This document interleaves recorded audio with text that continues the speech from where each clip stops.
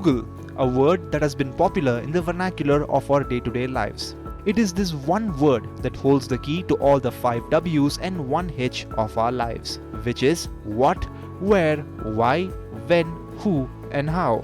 What is the height of Burj Khalifa? Where is Area 51? Why India opened its economy in 1991? When is Avatar Part 2 releasing in India? Who's the greatest Prime Minister of all time? How to make chicken biryani? Yes, you name it, and all you have to do is Google it, buddy. But this word is currently in some trouble, or should we say in a lot of mess. And what is that mess? Well, this special report will decode and keep it brief and simple. It was Diwali season. The entire country was getting ready to celebrate with sweets and crackers. Suddenly out of the blue, the Competition Commission of India cracked up holes on Google with a fine of 1,337.6 crore rupees for abusing its dominant position in the Android mobile device ecosystem. In a statement, the regulator said that, and I quote, Google leveraged its dominant position in the App Store market for Android operating system to enter as well as protect its position in online video hosting platforms market through YouTube and thereby contravened provisions of Section 4, Subsection 2, Subsection E of the Competition Act 2002. But this fine has been 3 years in the making. Back in April 2019, the CCI had ordered a detailed investigation after receiving complaints from Android users in India.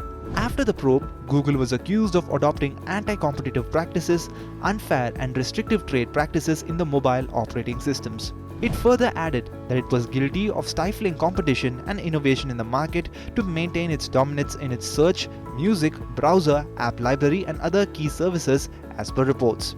Not only in India, Google has faced probes worldwide from US, European Union, Germany and Japan.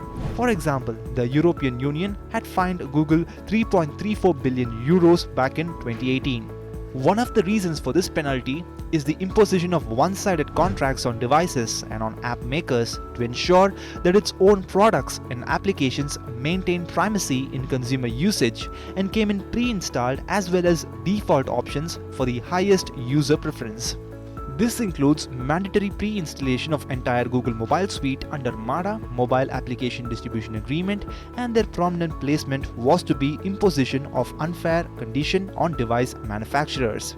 According to CCI, this has reduced the ability and incentive of device manufacturers to develop and sell devices operating on alternative versions of Android.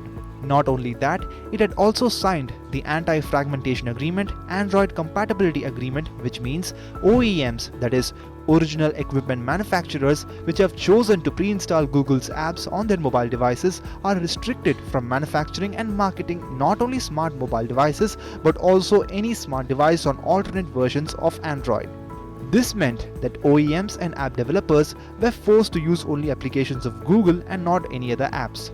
However, post CCI's penalty, OEMs shall not be restrained from using Google's proprietary applications to be pre-installed and should not be forced to pre-install a bouquet of applications. And for users, Google will now allow users to choose their default search engine for all search entry points during the initial device setup. They will also get the freedom to easily set as well as easily change default settings in their devices in minimum steps possible. The story does not end here. Just days after the first penalty, CCI has slapped another penalty of 936.44 crore rupees for holding a dominant position with its Play Store policies.